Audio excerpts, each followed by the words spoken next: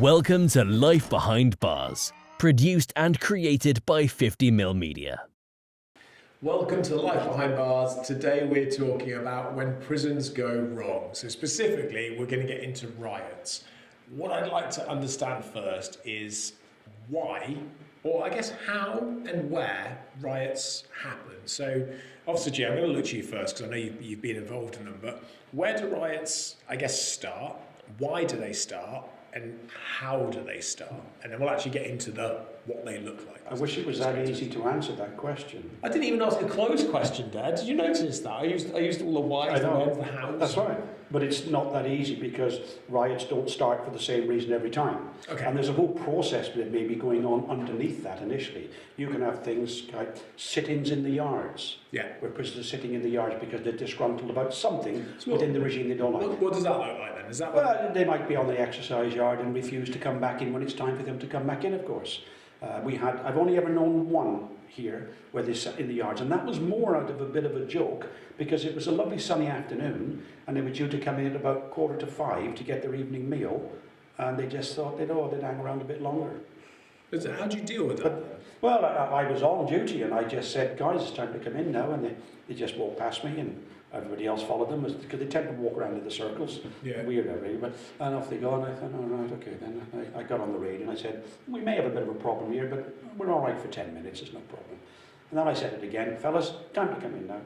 And I actually walked into the centre of the yard then. There was about 60, 70 prisoners at the time. And I said, 60 or 70 prisoners? Yeah, well, that's quite low for us. How many officers? Well, the two. Okay. And I said, guys, it's time for coming in now. I said, the reality is, folks, I said, most of you guys are on my landing tonight. I said, and by the time you've decided to come in, I'm then going for my tea. And I said, and when I come back, I said it would be too late for you people to go to the gym because the gym will be starting when it starts, so you won't be going to the gym. Yeah. And I said, and you may want to come out to make telephone calls, and there may be a lot of time to get because phones are out of the landings end. Yeah. I said, so it matters not to me. I said, you can sit there all day. I said, they'll just keep paying me for as long as you sit there. Make no difference. As one of them come back and said, we're only pulling your leg, Mr. G. Seriously. Yeah. Just having a bit of fun, just pushing, just to see how you react to things, that's all. As they say in prison, there's nothing but time. So, but the more you panic about a situation, the more likely are they've got you on the end of a hook. Are there officers that... But that was just a one-off, I can't speak for other prisons. But are there officers that you would have known, like in the years you've done the service, that would have gone into that situation almost kind of baton or stave out, right, get inside or come on? Not in my experience, no. Not in my experience. Because you could escalate that very quickly. Yeah, that would be really, really the most dangerous thing you could ever do because you have to, it's like all things, you walk through situations. The longer you've been in the service, the more accustomed you are. Probably been able to manage it because you've experienced these things before and you have more knowledge about how you deal and work with prisoners. And remember, a small Shrewsbury prison, you also know your prisoners much better as well because I see the same ones. So I know the ones that might be going, I think he's up for it here. Or, they're just having him. You're surprised. You use that, it's very innate, that sort of knowledge over time. But that might be what it is. And remember, some yards might have long-term sit-ins and they're quite determined to say, we've got a protest going on here. Well, we didn't want this, we don't like that, we don't like the idea, we've lost our gym, whatever that might be. But then there are other times when things can spark up. I remember, not in this prison particularly, but in another prison, they were serving the meals up. And I looked at the food that was being served up to prisoners. And I looked at that and I thought, I think I'll just go and stand back here out the way, because this is not going to go well. Yeah. And it nearly went, but it didn't quite do, because prisoners were walking along, and I know I can't particularly use bad language because everybody might be watching this, but you can imagine the language. What the is this? And a prisoner came up to me once and said, would you eat this, boss? And I went, hey, don't look too good, mate. There's nothing I can do about that. You have to go through the channels. And then they go, well, what's the point? Yeah. And that winds them up even more. What's the point of filling in the what they call the complaints book? Nobody ever bothers with it. It'll just be the same all the time. So you can see these things can bubble slowly for a very long time. And then it can be the straw that breaks the camel's back when you've lost a whole wing. And sometimes that can escalate straight through your prison system. Depends how prisons are built these days, because you isolate prisons into their own units. So you go to a big new prison, you might find a 500 block with its own fencing system and its own lock-up system. In other words, it can't spread through the other rest. So it can, but it's not so easy to do. Do you think that's the same on outside? Because we talk about how prisons are a reflection of society. What Graham's alluded to there is that I'm not going to bother filling in the form because what's the point? Is that the same with people with government and laws nowadays? I'm just not going to bother voting, or I'm not going to bother petitioning, I'm not going to do this, I'm going to do that because what's the point? Nothing changes, they're all the same. You hear that all the time, don't you? They're all the same. They're all, It doesn't matter. But the problem in prison, you're going to walk into that meal the next day, and the next day, and the next day. So if there isn't some relative improvement in that situation. Now, I've got to be honest and say this isn't a plug for Shrewsbury Prison when it was a prison. Because we're not taking prisoners anymore. No, the food was absolutely, by any prison standards, it was some of the best in the country. Never ever remember prisoners having big complaints about the food. There'd be the odd We still get prisoners coming back to Shrewsbury now, and they say, yes, that was best prison, prison food. And I see it all the time, people wandering around with their kids and their family members and their parents and partners going, best food in there. All the jails I've been in, I've heard that so many times, all the jails I've been in, best food in this one. So if you're looking at riots, you might find that it only be a small core of people that decide to do that disturbance. And they're hoping to pull people with them. But they probably haven't gone round and taken a referendum of all the prisoners. We're thinking of having a riot on Sunday, do you fancy joining? It don't work like that. So they might come around to do something as a group of people. But what happens is then you get the group thing going on. Yeah. So when they start to smash things up, other prisoners may go, whoa, have some of that, and they'll just because they can. And other prisoners might go along with it because other prisoners have gone along with it because they don't want to be seen as going, I'm not doing that, I'm just going to... Group mentality, herd mentality. Yeah, and the herd mentality might take over. It's a bit like sometimes at a football match when you see a surge of people going to fight. There's only 2 people looking across the terrace at each other. By the time they've thrown a punch, there's 50 people throwing punches at the nearest thing to them. So that can escalate very, very quickly. And then it depends on, where it goes to, how you manage. Manchester was one of the biggest, of course. Strange ways. Strange, but the one in Birmingham not that long ago, that was a pretty big one as well. I went to one in Gartree in 1978. That was a high security prison at the time, so that was pretty big.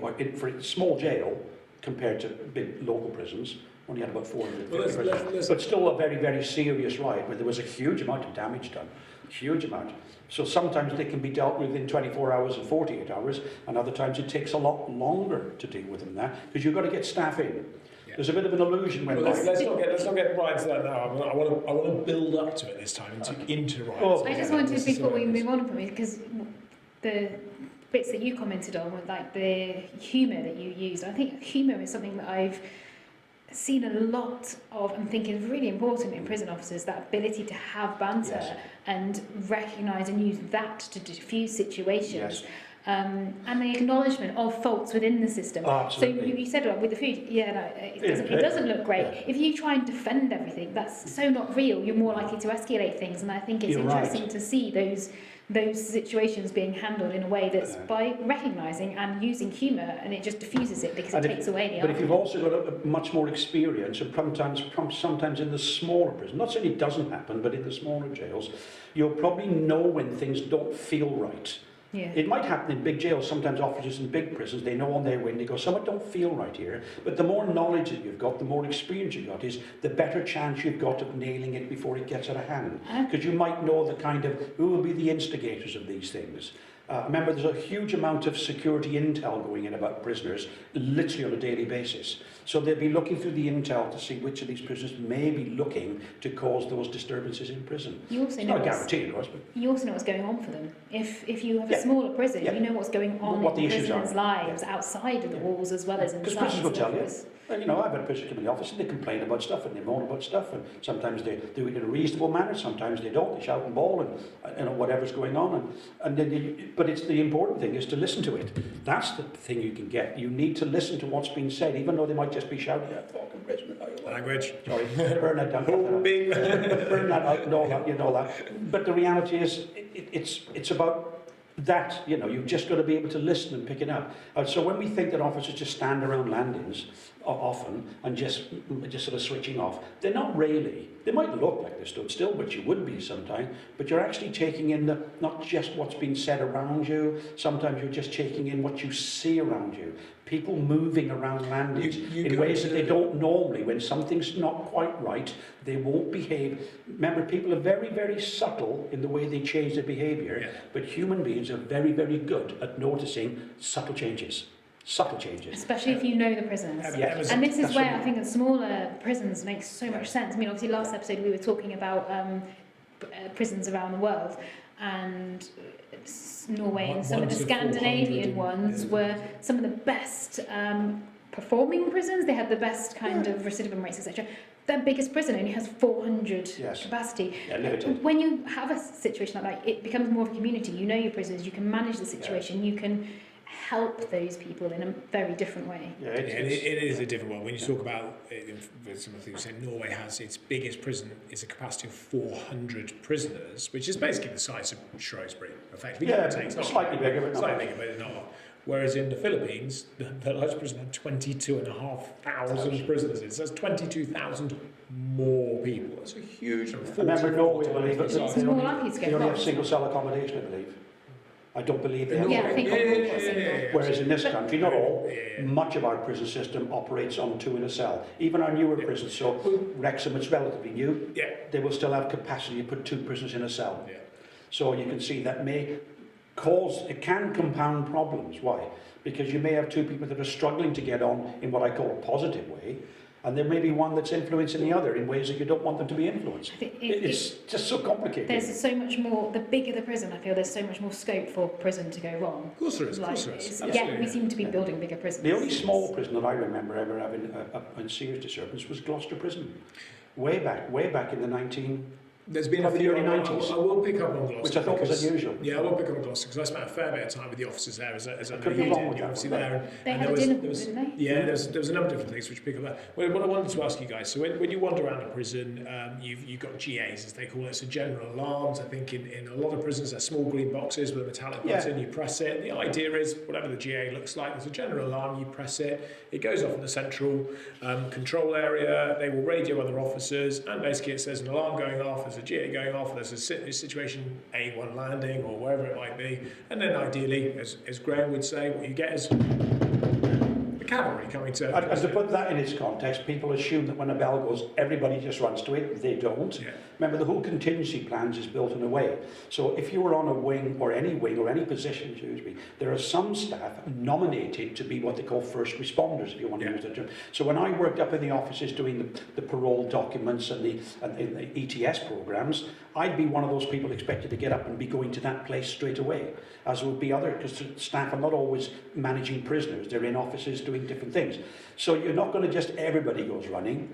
You're going to have... Yeah, otherwise Otherwise you've got unmanaged prisons. But it could be Yeah, distraction yeah. technique. Maybe left at the front gate. Exactly that. There may be distraction. Somebody presses the bell, everybody runs to it, and the other 2 Yeah, people... because prisoners could obviously press a bell. Yeah, there's nothing stopping them doing it. It does happen occasionally. You get what they call false alarms and stuff like that. For I guess the time that you've both worked in prison, I reckon this will. I'm going to say this, and I'll probably get attacked for it slightly on social media. But over the times that you've both been in prisons, how many times have you or felt you had to press the bell? And I wonder if it's more prevalent for Emma, being A, female, being B, not a prison officer, and C, in a different type of prison, predominantly with lifers, majority of which were sex offenders, but you still had to go into cells to deliver whatever it was you had to deliver. So in your careers and your experience, how many times have you either had to or felt you might need to press the bell? So where do you kind of go with that? Because that's the beginning of it going wrong, isn't 38 it? years, I've never pressed a bell once. And only twice have I shouted to somebody else to press a bell because they're stood next to it and I wasn't. Only twice. I think we can put that down to the fact that, as you say, de-escalating a situation, the prison officer's best weapon is going to be their mouth. Clearly, He's got a good mouth. If somebody goes off, he's got good de-escalation. The best officers you're I not work going with all have to great you're not going sense to go of running to an alarm bell unless it's the only one that you've got and there's no one else there. You've got them on radios now. Remember, you can press buttons on radios. You have been in riot situations. I've been to riots. But let's pick up on that a second. I've never pressed another. But have you ever felt that you've kind of got to a stage, because you had to go into cells with prisoners that were sex offenders and such like that? Not even in a cell. It was very rare that I would go to a cell. I went to one once to speak to... I went onto the wings, but you didn't generally approach the cells. But I remember delivering some results from an assessment to a prisoner who needed anger management programme, and his response was to get incredibly angry. Kind of proved my point. He really did lose control. And I was just like, don't laugh, Emma, because that's really going to escalate this further. So I was just like, well, I think it's time for you to leave now. But you always did things sensibly. So I was just in an interview room. So it was a small, like office-sized room. Yeah. You always made sure you were between the prisoner and the door. The alarm bells would be that size as well. But I didn't even feel I needed to press the alarm even then. I just requested that the prisoner leave. He was sent back to the wing, who I immediately contacted and said, heads up, such and such is coming back down. He's had this news and he is not happy. So they were there for That's a great way of de-escalating the situation. I didn't have to do, but yeah, I never needed to. That communication there is key to that riots de-escalation. Don't normally start with one angry prisoner. What they do is there'll be something going on in the prison that's causing some kind of dissent, and it may take weeks, months, and it might never come to fruition because we do move prisoners around and move them on. So that diffuses it purely by the nature that those people are going somewhere else.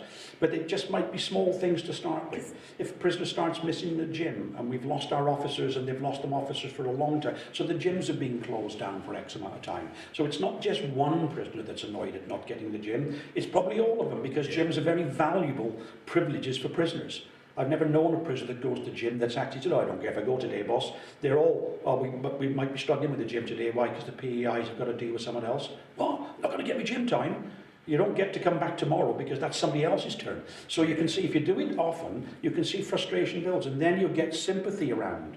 And then it works. And then you find there's a lot of people probably thinking the same way. Right at that level. Remember, there is such a thing as the Prisoners' Consultative Committee. And it's been around for years.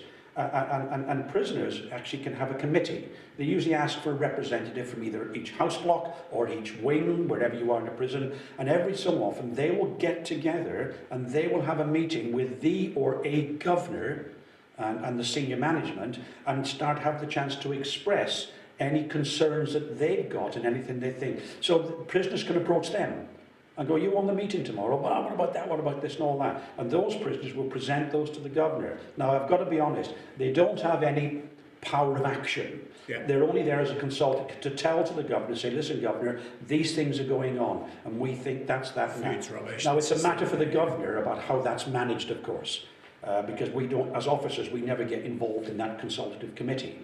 As a POA union, we never get involved in that either. We've got our own representation to the governor for our own reasons. But that's a prisoner thing.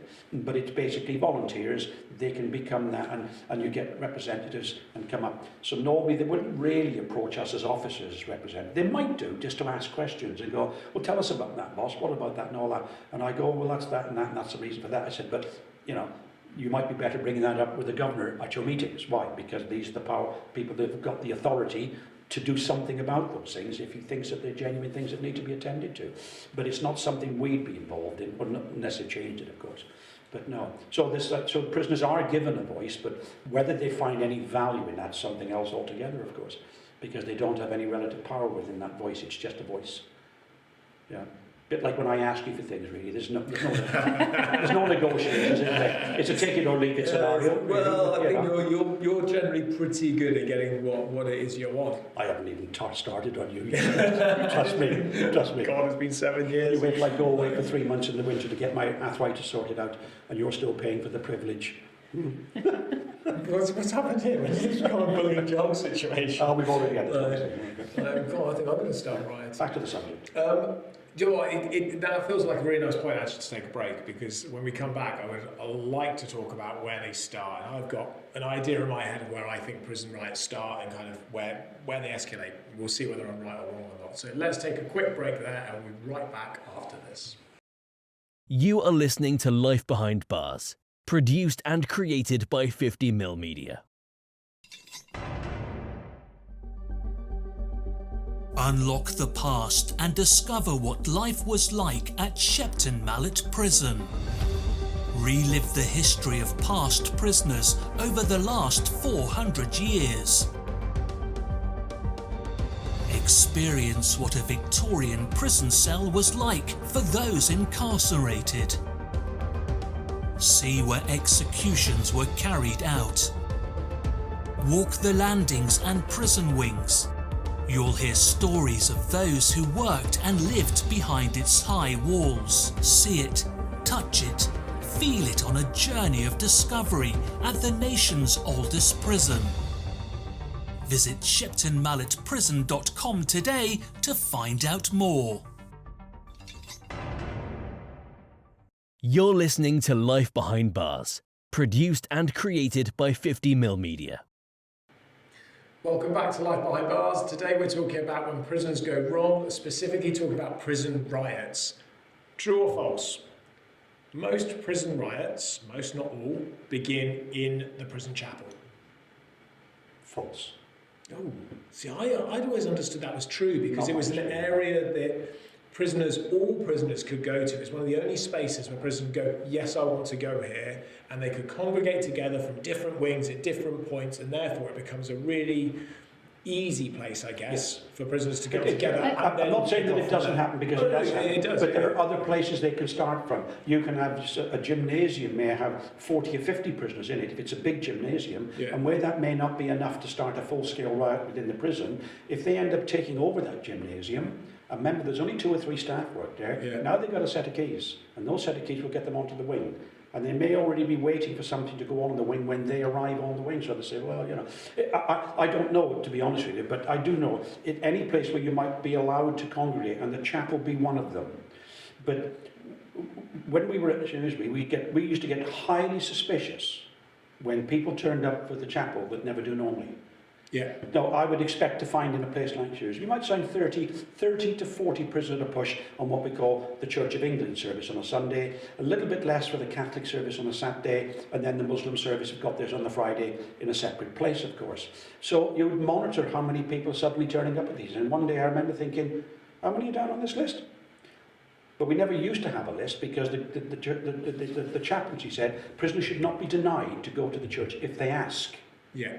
So you're just asking them at that moment in time. Yeah. So there's a danger with that nobody puts down on the list, so it doesn't look like there's a lot going. So your staffing levels in there are only set at what they call the normal regime. And then you suddenly got not 20 or 30, 40, 50, because they're all going to want to go to the church boss, I want to go to the church boss, and go to the church boss, and go to the church boss. So now you've got 60 or 70 or 80 prisoners going in there, and you think, well, but you haven't prepared for the risk. Whereas now, we did have a system where prisoners used to put their name down to go to church. And yes, the odd 1 or 2 you'd let go, but not when they were coming and said, no. And the chaplaincy agreed on that. So now we know that we're expecting 30 or 40. They might go the next 2 or 3 is not a big problem. But if they're all queuing up at the gates, you go, something, why are they all going suddenly? Why are they all going suddenly? You want to ask that question. So it will put you on your toes a little bit and go, we need to be wary of this. Then, if you do certain things in a certain way, prisoners may notice that you're now behaving differently because they think, hang on a sec, there's a whole lot of prison officers around here on this chapel that weren't here before. So they might go, we've been sprung. So they might go, comes back to knowing your prisoners and the prison behaviours and habits again, doesn't it? Yeah, knowing so that, there's no real answer to about where or how they start, because sometimes they can start at what we might consider a really incidental thing, bad food or poor food, and that might be just their opinion of it, of course, or not enough exercise, or cramped cells, or something not working, or I don't know. There are prisoners come out that generally there are 1 or 2 prisoners around in the system that will just be that bloody minded that they will try to start trouble purely because they can, because they'll just go, I'm going to wind this place up. Is it more likely when they haven't got stuff to do? Possibly. Funds. Well, we spoke about that previously, didn't we? About prisoners in prisons and TVs and such like that, and where they have carrots and sticks and I can't remember what Graham called it, but it was effectively with TVs. They're pacifiers to a degree. They are to a degree. I'm not saying that's a good thing to be sat there glued to the television. If it's not going to cause if the ultimate answer is, if we give prisoners TVs, they're calmer, they're easier to manage, and the prison runs smoother, or we don't, and they fight and potentially escalate. First of all, that's going to cost a lot more money and do a lot more damage, and also it's detrimental to the staff. And it's also detrimental to, ultimately, certainly what you two talk a lot about here, is rehabilitation. Nobody's going to rehabilitate, learn and educate in an environment where it's just always, exactly. Whereas in the other side of things, I don't know, I'm going to just chuck it out there, I would imagine, as we're talking about a lot of the Scandinavian countries with the way they have, I bet they have a lot less instant incidents than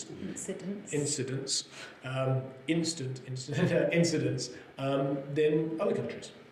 Because I bet the way that the prison is put together means that they have less problems in that sense. They'll still have them, but there'll be less often. I think conditions must be quite a driving factor. I think Strangeways was about conditions within the prison. Well, it was. It was the, after Strangeways is when they had the big reviews. That's when they brought toilets into cells that didn't have toilets. When they brought wash hand basins in there because they weren't existing before, of course. Things like the gym one doesn't surprise me when you say about that kind of, a gym being used and that being quite privileged. Because even just the psychology of exercise in the general public, people who aren't exercising, especially if they're regular exercisers, you feel frustrated if you've missed that kind of time to burn that energy. And it's not like at home. If you miss it this hour, you can nip down a bit later on and go to the gym. You can't do that in prison.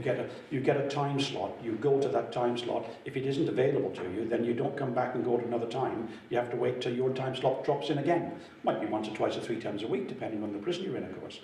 It's not that, everything, because it's all about staffing levels and resources. Jumping back to the starting point, so I can't remember what it was, but I spent a fair bit of time with, like I say, the officers at Gloucester, and I remember they told me about one of the nearly riot situations that actually didn't, very thankfully, and they said that it had been building up for a number of weeks, possibly even longer, and it was varying different things. One was around the food and the conditions.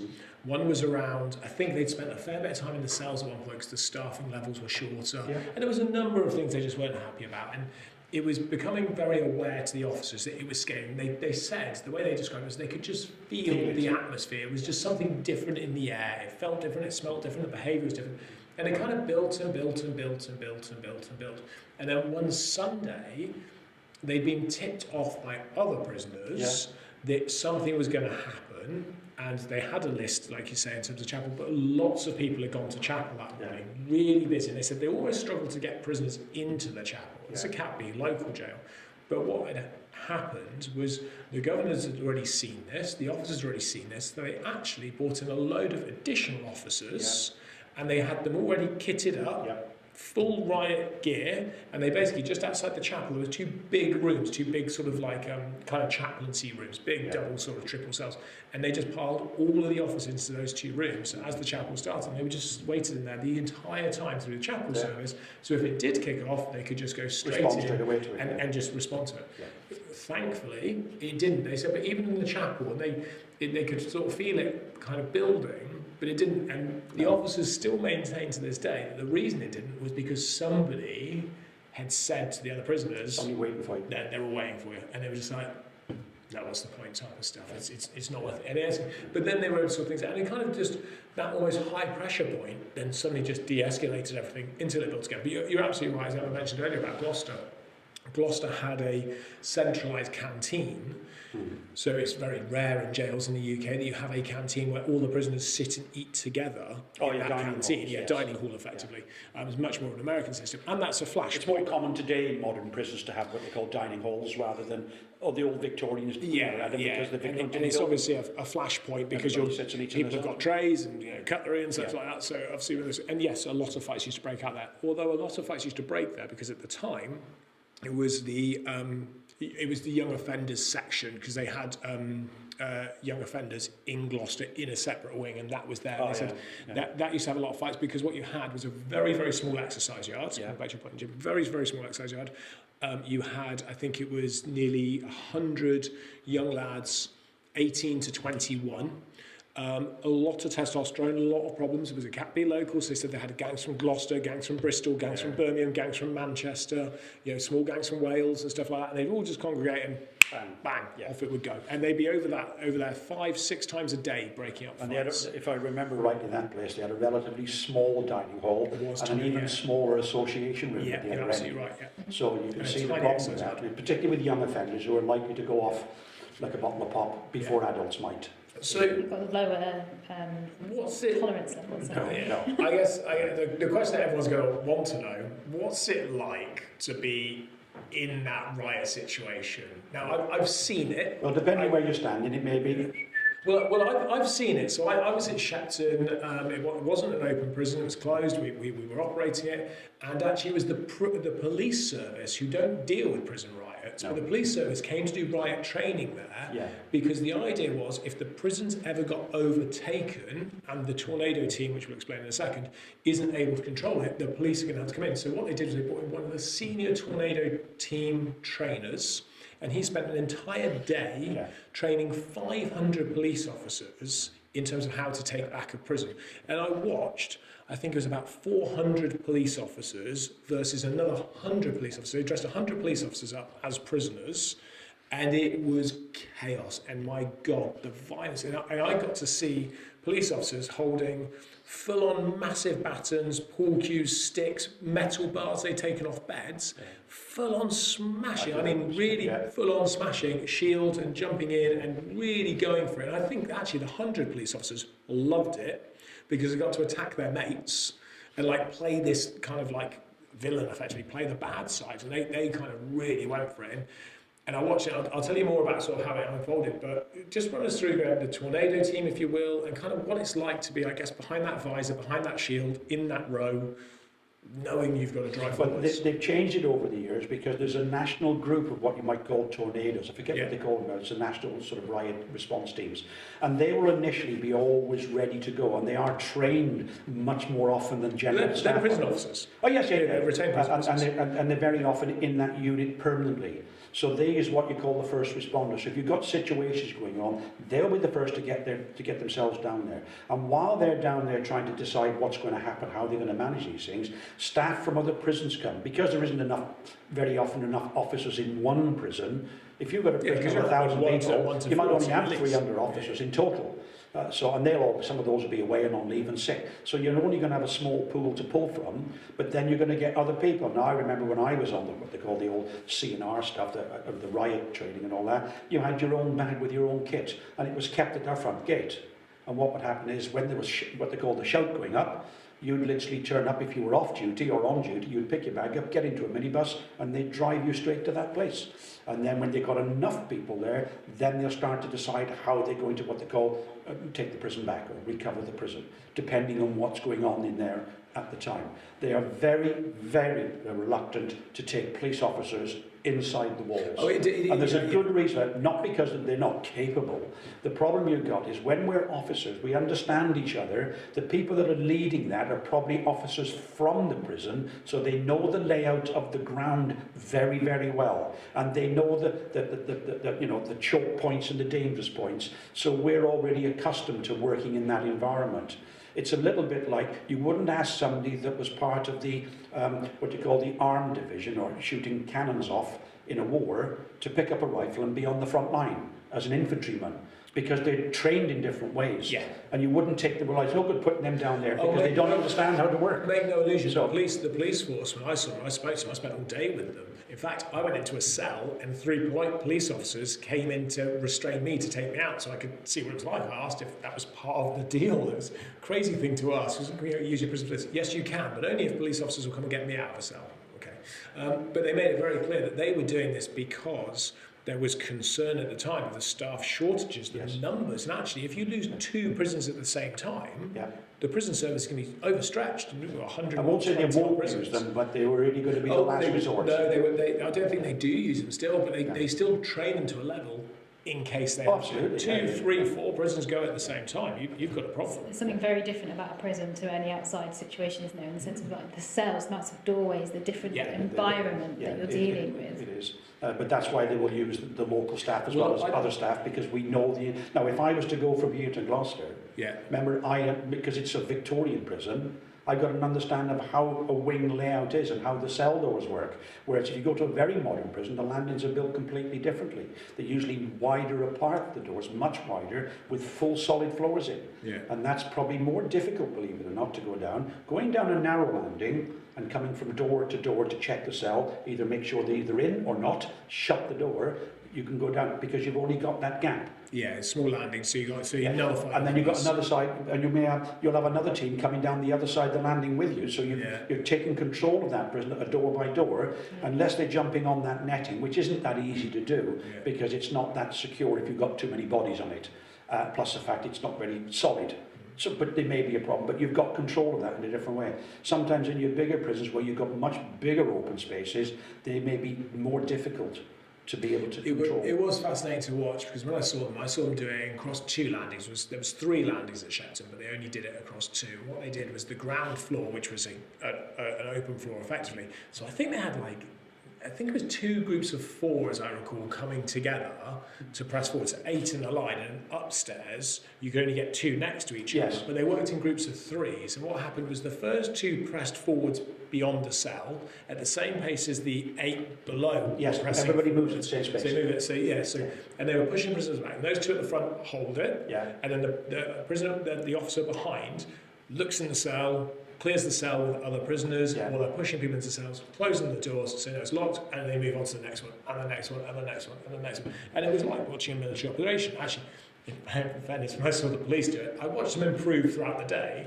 but I did see that as they were having it, I watched the lead instructor from Tornado Team stop quite a few times and really scream at the officers because they were getting it so wrong. And he was like, "You're rushing in, you're not thinking." I remember him turning around and going, he was screaming at them. Obviously they've got big helmets on, so he has to shout so they can hear anyway. But he was saying, the biggest advantage we have, we are planned, we are calm, we're controlled, and we have a strategy. These guys, they're just doing whatever. They haven't got there's no planning or strategizing going in. Not in the same way, no.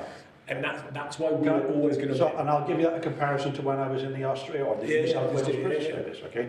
2 occasions I remember. Once when they were sitting on the yard and there was going to be a disturbance, but they were locked into a big cage yard, but it was going to be touch and go. We didn't want to open the gates on them. So the governor said, okay, then everybody get prepared. So what we did is every staff member then went to the main armoury. They doubled the towers up with firearms, doubled the towers up there, and then we all took gas masks. Some of us had been trained in using gas guns, so everybody's got a gas. Then there's longer batons issued out to officers from the army. Rather than the normal small ones, like the batons, you're getting the big, what they call, I can reach you from here ones. And then we literally all lined up around the yard, and the governor stood at the yard and said, open this gate. We opened the gate and he stepped just on the edge of the gate and he said, I don't know whether you've got a spokesman in here if you'd like to come up and make a speech, but I'll tell you this, either you're coming out or gas is coming in. And he said, and I'm giving you exactly 2 or 3 minutes to make your mind up, and shut the gate and walked away. And then he opened the gate up in 3 minutes and the prisoners walked out. They lined it up, they lined right back onto the wing. We lined up side by side, we got our batons and all that, with our masks on and all that, and they walked back in the wing straight back to the cells. And the other one that took place, there was a problem going on in the wing. Just before you go, that's amazing though, isn't it? That kind of, that mentality of, they're all ready to go, and you just have one guy going, either you come out, or gas is coming in. It's like, we'd rather not, thanks. So it's a deterrent, isn't it? Yeah, well, plus the fact that we're looking at all these people with masks on. You'll never go to the wing. When on the wing, they were just about to lose the wing, and they said, right, get the staff out quick, we're going to go back in. So they're running around the wing now, not locked up with no staff in there. So basically there's 2 doors on the wing I worked in. There's one that they always use, and there's the emergency one at the bottom of the other wing to come out in emergencies, fires and whatever.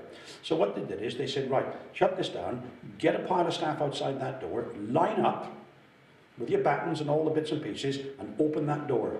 And they opened the front door, and they went in, and there was a big tannoy system, and they said, okay, you better start coming out now, and go out to the far, you can imagine the instructions, everybody needs to leave here now, you need to go out through the bottom of the far end of the wing, leaving now because gas is coming in, leave now because the gas is coming in. And what they didn't actually use gas at the time, they used a thing called a pepper fogger.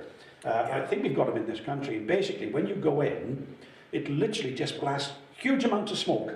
Literally, it's a bit like a beam light. They just blast it in, but they're all going through and they're walking through the prison. They blast it so nobody can see what's going on. Even the officers are restricted, but they're just going to... And I've got to be honest, they probably hit the first thing they bumped into. Yeah. Because they're moving through the wing, up and down, and their landings are all caged in. You can't get onto the landings above you. It doesn't work like that. They have to go up the stairs, but it's all caged in, so you literally go through one wing at the bottom, up the stairs and come back and along. But they all come out the far end. Everybody that don't want to be involved in this are going to come down, and when you realise you're on your own, everybody else started to go, we're off. And that's the way they did it.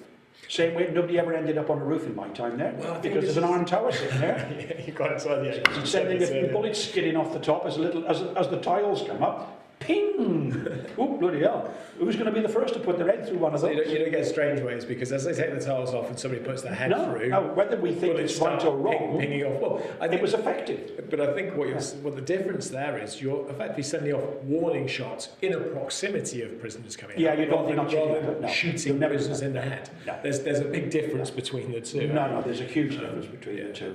And I do remember, not in the prison I was in, just up the road. I wasn't in there at the time, but other officers I know were in there, and they had a disturbance in that big yard I spoke about, where they got nothing to do. And there's a big shout go down, and the first thing that officers do, and they shouted to everybody, get down. Hit the floor, whatever they're going to shout. Staff go down, and they try to get away and go down on the floor. All the prisoners got any sense, get down on the floor. And it's a bit like America. Anybody left standing may be liable to be shot. They're not. Because they used to fire bullets straight across and hit a great big wall on the other side of the yard, because they were above the gatehouse. Yeah. So they'd literally out through windows and open up, and they'd shoot shots straight across the yard and hit the walls on the other side, and that was just the warning shot. So that's when everybody goes down on the floor, and you'll see it happen in America, and it is effective, isn't it? Yeah, you don't see them, they don't carry running around. They go, well, there might be some lunatic up there shooting everybody. It's like hornets' nests and stuff like that, so grenades. So they all got down, and they all stay down, and then the officers get up. They'll be told you can get up, and they'll bring other teams in, and they'll start opening all the wings up and go, right, this way, back in, that wing, and they do it at a time, but they'll all be laid down until such time as they move. And we don't do it like that in this country. We never have, to be honest with you, but that's the system that I remember being when I was in Australia. Or New South Wales, as you say. Or like the way that the tornado teams work is all about de-escalating, calming, and separating that violence, isn't it? It's about just bringing things back under control. Yeah, it is. And I think, in fairness, there's lots of problems in prisons, there's lots of violence in prisons, lots of attacks in prisons. Mass escalation into kind of riot situations, taking over entire wings or entire sections of jails, doesn't really happen that often in the UK, which is why when it does happen, it hits big mainstream media, because it is news, because it doesn't happen all the time. Whereas if we were in other countries, it'd be like, well, there was a riot. There was one last week and one the week before. I'm not even sure if you could live in a world and say you could create a world where there's never a riot in a cell. Yeah. The only way you'd ever achieve that is you put prisoners in a cell and they stay there. And they'll stay there all day. And if whatever work they're available to do, they'll do it in their cell. And you only let them, very small, get your meal, okay? Go there, get your shower, go back in the cell. You might go, well, they're never coming out in a group big enough to ever create a riot. But again, it's a reflection of society. I mean, we're all old enough, you two especially, we're all old enough to remember the fact that May Day riots were always a thing. I grew up, when I went to school, there was always a thing, the bank holiday in May, people are going to go to London to protest, we always ended up having water cannons and everything there, because they knew it was known as the May Day riots. Only more recently that doesn't happen in quite the same way, and that was always happening outside, therefore it's going to happen inside. You're never going to have a completely perfect system, though. It's just people want different things, or need different things, or like different things. The nature of any place, even in society, the nature of laws is to minimise the amount of crime and damage that happens to society as far as it's possible to do so, but you'll never eliminate it. No, and it's the same in prisons. You're always trying to run regimes that limit those issues and problems, but the reality is somewhere at some stage, at some time, you're going to have one. But for all kinds of reasons that we can't really you can't pinpoint a particular reason why they take place. They just do. Let's take a quick break, and I've got a burning question I want to ask you, Officer G, which is definitely going to be more prevalent for you than it is for. He's off on his phone. Look, he's got Facebook out. He's off on Tinder's away. He's gone. He's done. So it's a break. It's like I've got Tinder out. So anyway, let's take a quick break there, and we'll be right back after this. You are listening to Life Behind Bars, produced and created by 50mm Media.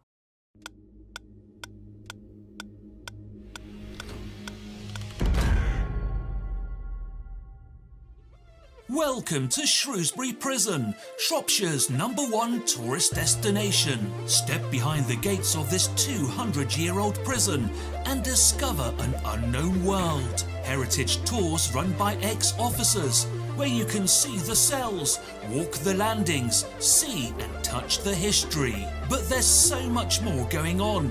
Experience one of our brilliant activities or take part in our world-renowned events. From escape rooms to axe throwing, overnight sleepovers to prison break, we do it all. And there's something for all the family, with activities starting from 8 years, events from 12 years, and heritage tours for all ages. Visit our restaurant and experience food behind bars. There really is so much to see, do and discover on a day out at Shrewsbury Prison. Visit us at www.shrewsburyprison.com. You're listening to Life Behind Bars, produced and created by 50mm Media.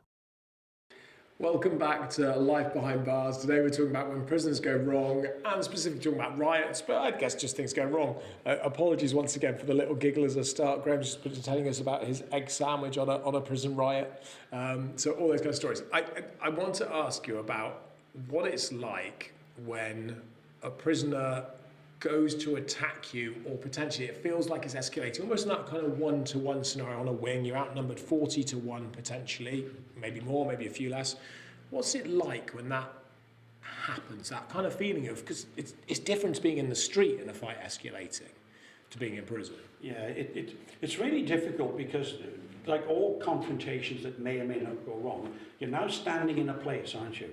And then you've got that situation. It's an old term, I know that you'll be well aware. There's the fight-or-flight situation, and it's something you can't overtly control. Although prison officers have to learn to overcome those things, because if you're standing in front of a really irate prisoner, you're mostly going to root yourself to the ground and hope that you've got that experience to manage it without it going wrong. But you can't guarantee anything in life. Because when I'm standing there watching a prisoner becoming angry, and it happened when I went to Featherstone once, and I'd been there. Remember, I went there part-time when Shrewsbury closed. Yeah. I got, been around for 30 odd years in the job, but the prisoner didn't know me, and I didn't know that prisoner, so they didn't care. To them, I was new, and I was having this real confrontation with the prisoner. And I remember thinking, in the back of your mind, you're thinking very, very quickly. Remember, I'm trying to listen to the prisoner and say what it is, but they're shouting, so they're difficult to understand. And then I'm starting to think about things. This prisoner really is very, very angry. But I don't know if this person has got the emotional ability to hold on to that while they're expressing their anger, or it will just explode. And there's not a huge amount you can do about it, really. All you can do is make sure that the distance between you and them is relatively give you a chance to move. But if you stand too far away, then you're sending out huge signals, and the person then stepping into you, because we're not used to communicating at a distance, are we? But then too close has obviously got its own problems. It's not a human thing for us to be right on top of each other. So you're standing there thinking, this could go wrong. But it's not what I'm thinking at the time. It's something that's sort of clicking around in the back of your head. And remember, the longer you're in the job, probably the better skills that you've got, but actually be able to manage that emotion. Getting involved in a slanging match with a prisoner is never going to be really constructive if he's really angry, because he may be looking for that excuse to actually go to a physical level, because you're shouting at me now and you're making me more angry. So, but it's really, I can't speak for other officers, because we all deal with it in different ways. We truly do. So you're always half prepared for it to go wrong, but you're standing there holding it, hoping you can manage it. And I imagine experience probably does go a long way in dealing with that one. I can't put an actual thing to it, because it's come at different levels to me over those years. I've had some prisoners talk, and they've been talking to me quite quietly and basically intimating threats. And sometimes that bothers me more than somebody that's shouting and bawling at me, because at least when you're usually quite because you're calm, you're collected when you make that. And they're usually getting rid of that adrenaline by shouting and bawling, as we tend to do in life anyway. So that's coming to a place where they might be shouting and bawling, but it's getting it out of their system. Where somebody that's just talking and looking at you think, ooh, hey, ooh, that sends a little spine chibble. It's very controlled, isn't it, then? Yeah. So there's no definite, and every officer, every member of staff, whoever you are in a prison dealing with a prisoner, will all deal with it in different ways. We'll all deal with it, and we'll have our own fears and our own insecurity as well. This notion that we're just not frightened of anything, anybody that's not frightened of anything is a dangerous person. Yeah. Because they can put you in positions because they don't see any fear, and they go, no, fear is a good thing. Fear is what makes us much more switched on, much more aware. about how we deal with situations. So yeah, every single member of staff would probably manage these in different ways, and they can end up with different results. Yeah. It's just there's no difference. Yeah, I remember speaking to meeting a prison officer, an old school prison officer that I know you know who it is. And when I met him, he'd retired I think he'd retired in the early 90s. So he was, kind of a couple of decades before you, effectively. So he'd seen a different change. World, yeah. He worked with another officer who I also knew, and I was chatting about him because he was saying things to me, this is how it works. And it was things like it was on one of the tours, and our prison officer at the time, Keith, was explaining to people what happens in like CNR, what happens in restraint, what happens, when things kind of can go wrong. And this other officer was at the back, and he was sort of saying to me, that's not what happened. And they were talking specifically about the segregation. So he said, no, in my day, what would happen? He'd give them a good few digs in the side, couple of digs in the head, put them in there type of stuff, and just leave them there basically until they shut up. And that was it. And I was like, oh my God. And afterwards, when I was chatting to Keith, I was saying, this guy was saying this to me. He goes, the reality is, Joel, back in the 70s and 60s, that probably happened, and possibly even into the 80s. He said that did happen. He made no qualms about it. He goes, that will have happened. He goes, the trouble is, what you've got there is an officer who only ever would have escalated the situation. He said, I worked with him. He said, when I worked with him, and I think you said the same thing, he was one of those people you never would have wanted in a situation where a prisoner's coming at you, because he would have just escalated it, and that would have been the reason why hands are on batons and hands are on prisoners and stuff. And actually, you'd almost want him to disappear so you could de-escalate the situation. There's an interesting story that came up on a documentary, and they were talking about high security prisoners, and they were talking to prison officers as many as other staff. And one of them managed Charlie Bronson, the person that's got me at Salvador, I think he calls it there. And it was very interesting what he said, because at the time, that was when Salvador, Charlie Bronson, was really quite a very disruptive prisoner. And I can't remember where he turned up. It might have been Wakefield or Manchester High Security, wherever that officer was. He literally approached it in a different manner. And this was an officer that had been around a while, so it wasn't a case that he knew what was going on and all that. And he opened the door, and I think his conversation, going to the words of the effect of, are we going to go through this again? What are we getting out of this? What's the point? And actually, he said, occupied his mind. He'd give him some drawing materials and some pencils and give them to him in the cell. And we didn't touch him for a day or two. And then he started doing it. And that's where Charlie Bronson started to learn to do little bits of drawing and painting and calm his own mind by just focusing on something else that wasn't aggressive in nature. And he said, and I never really had a huge problem with him when he was with me, because we come to an understanding. Yeah. And it's that de-escalation again. So this notion that we're all waiting for Charlie to come out and give him a hard time, it just goes to show you somebody managed that person just with this and that. That's all. So you can create situations by preconceived ideas, by labelling and by escalating it, whereas if people are treated like people and there's a way that they are reached on a personal level, then de-escalation is... Yeah. So that officer, and this wasn't an officer that was new and come in with a new magic wand. This was an officer that had been through the whole system for many, many years. So he was accustomed to those ways that you spoke about. Yeah. And I was to a degree in the 70s. I would join in the late 70s, so it became much, much, much less common when I joined. But either way, I'm not saying that it didn't happen. Oh, it would be a lie for a state. I've never been involved in it myself, but I'm not saying that it I heard a story from the early 90s. But for that man to deal with one of the most disruptive prisoners in this country at the time, truly one of the most disruptive prisoners in the country at the time, just like that. Yeah. I'm not saying that it didn't stop him doing it everywhere else, but at that point in time, that officer managed that prisoner in a way that probably he hadn't been managed before. Yeah. If he'd gone in with the expectation that this is going to be being quite confrontational with it, being guarded with him, then he'd have got the same results. And there'd have been staff waiting to have the confrontation. I hate to bring it back up because it sounds like this is actually an education show rather than a prison show, but it comes back down to what's happened over time is the service and the behaviour and the way in which staff manage and deal with things has developed, it's grown, it's changed to match society. Because we know back in the 60s, 70s, 80s, even in the early 90s, I know a story, I'm not going to talk about it today, but I know a story that a prisoner told me, this is what happened to me, I think it was 92, in Shrewsbury Prison, and another officer confirmed that incident had happened and went under the radar, and I was like, oh my God, I can't believe that was happening in the early 90s. But things have now changed. I'm not saying detention. It doesn't still happen. I think it's probably an awful lot less, and cameras and security and things are done in a different way. But the education system hasn't changed. We don't smack kids anymore. We don't hit them with a cane anymore. But the way in which we teach things and what we teach them, that hasn't changed. And it's just to me it's fascinating to see certain things developing, because and I guess what you're both saying there is around the, I guess some of it's around the emotional side, and some of it's about control and about what you want. And it was only, I'm a young 39, I like to think, but it was only 5 years ago that I realised that when I go into situations, I should be considering, probably at the forefront of it, what is it I'm trying to get out of this situation? What is it I'm trying to gain from this conversation? And therefore I started going into things in a very different way, thinking about things in a very different way. Going, well, I need to go and speak to Graham about how much he's getting paid, and I know where I want to be in this situation, so I'd sort of think about that ahead of time, as opposed to just walking into it and go, right, Graham, let's have a chat. I'd always end up losing, but that's because it was you. But by the same token, when you go into those conversations, with if you're having that with a prisoner one, not only would I think where I want to go with this, I've got to start thinking about where they want to be. Yes. Because unless you know unless you can have half an idea of their expectations, you're never really going to possibly meet. So that's a far better. You've articulated a far better. I've had a discussion with prisoners, and I imagine you have as well, about putting them onto what they call different programs as part of their prison sentence, with part of that program they have to run through, what their needs are.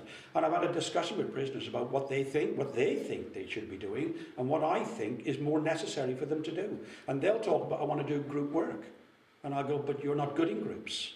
You're really not very good in groups. You can't sit in a group. We've seen it before. So therefore, one-to-one is more preferable for you initially.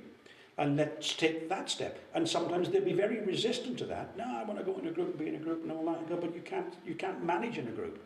It's not good for you. And then it's something you have to have. So I need to know what their expectations are, if I can say, and I know what I'm going into. I know where I want them to be. But I know where they think they should be.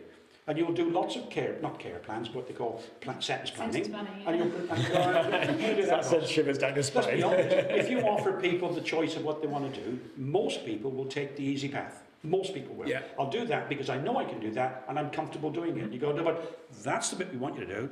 And they resist that. Why? Because that's the bit that's going to be difficult for them to do. And that's true of all of us. That's where growth comes from. We'll all take an easy path if you're offered one. No, you've articulated that far better than I did. And that's exactly I'm glad, because I didn't understand a word of what I just said there. Sorry about that, folks. It just pops up. That's the thing I love about my life now, is I'm free to grow and adapt, to go, actually, do you know what?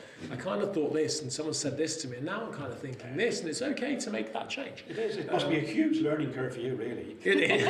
It really is. It's exponential. I'm joking. It's more like that. You should have seen it when I first started using computers. I was like this. Oh, yeah.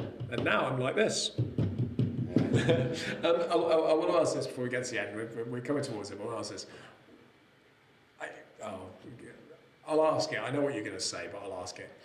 Do you think there is kind of a singular thing that you can pin why prisoners escalate, or why these instances escalate? Or if there were things you were going to pin it to, how would you kind of stop it? What is there about, what is it that's there that it forces the escalation or supports that escalation of prison violence, and how do you stop it from happening?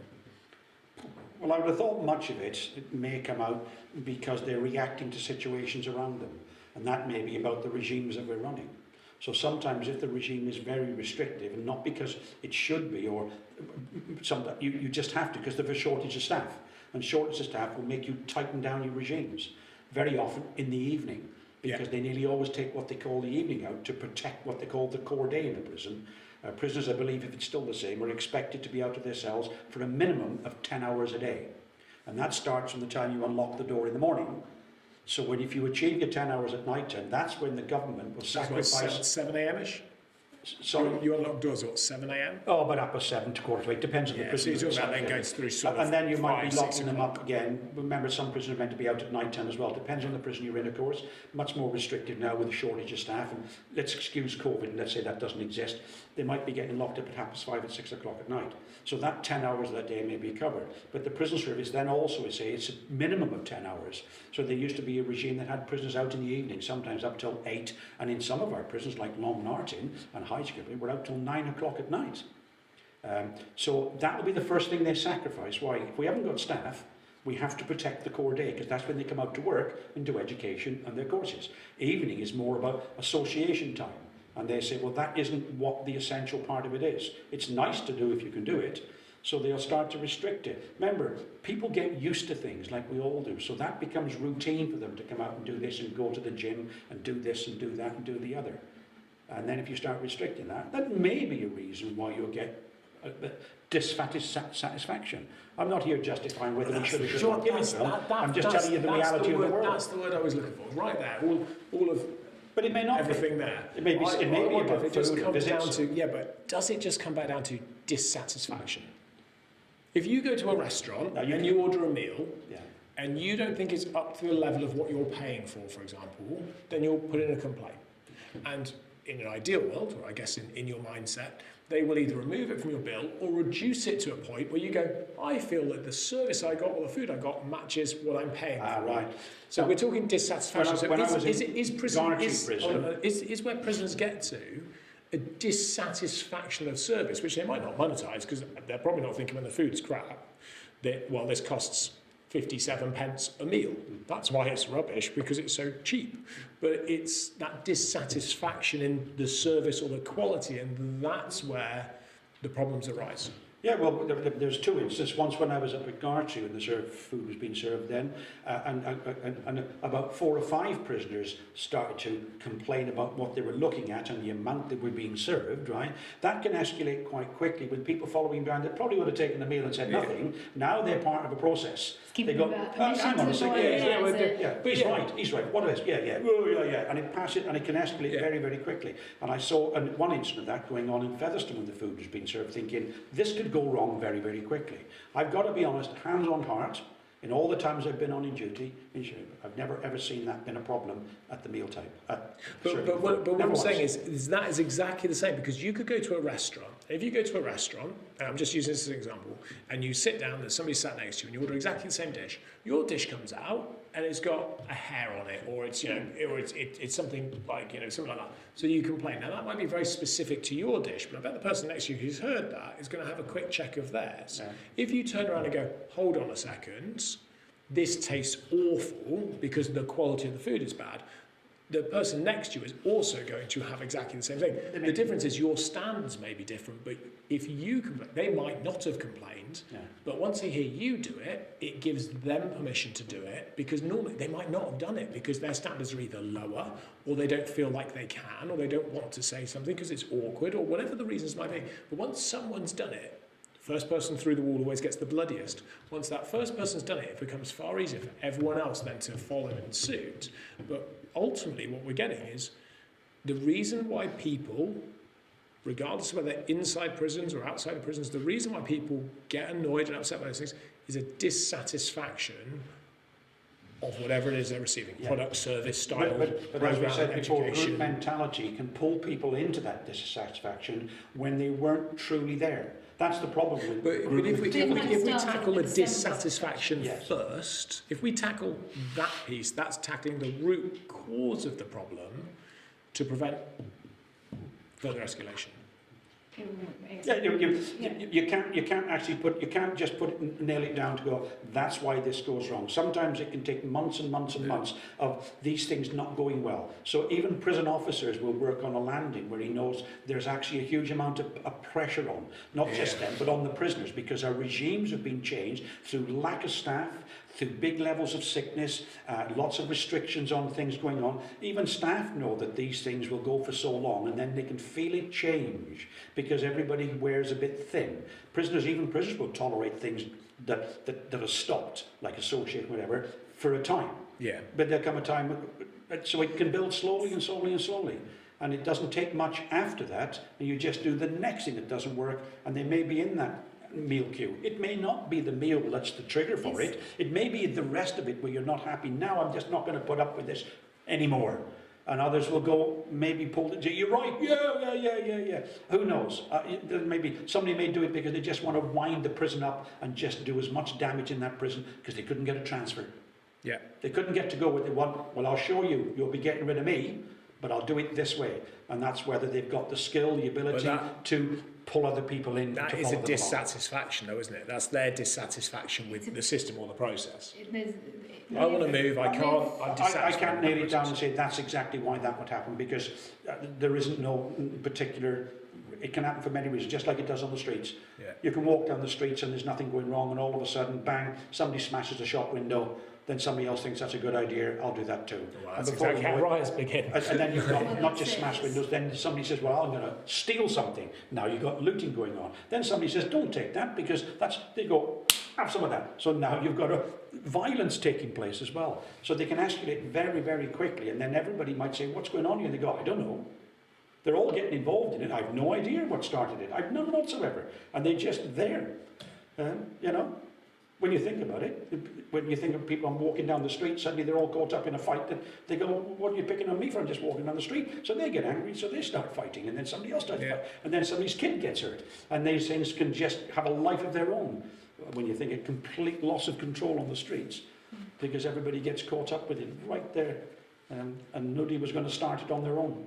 Somebody did. Somebody must have made the first move. I think each instance is going to be different, isn't it? Dissatisfaction might be a underlying feeling that's been going on for a long time. It might be someone's specific incident. Like if it's if it's an individual prisoner that's kicking off, but not a riot, that could be a dissatisfaction about something, or it could be something emotional going on in their lives, or it could be that there's been an underlying dissatisfaction about general things, and then a specific event in an individual's life has pushed them over the edge, and then you end up with that escalation of different violence, and no one really knows. You never know in society, and you never truly know on the street. You'll find media will try to find a reason why that's going on, and they're trying to find a story to write and tell you about the causes, but you don't really know where it started and who made the first, who threw the first punch. The story usually fits their agenda. The person that smashed the first window and stole the telly, they're sitting at home watching this take place on television. They got nothing to do with it, but they were the person that started it by doing that first action, and everybody else carried on, and they went,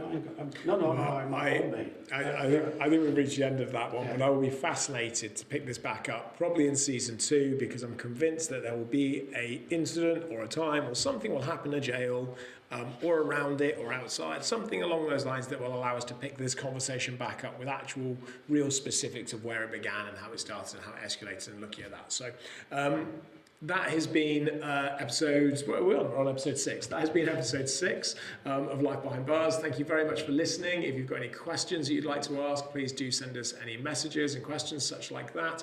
Do subscribe, do share it.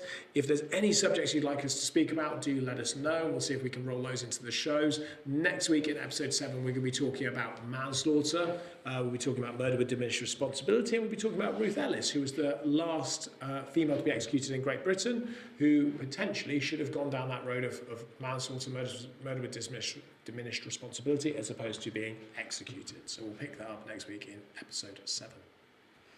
Good. Maybe we're going to say goodbye today. No, that's it. Thank you very much for listening, and we will see you next time on episode 7. See you next week, guys. You've been listening to Life Behind Bars, produced and created by 50mm Media.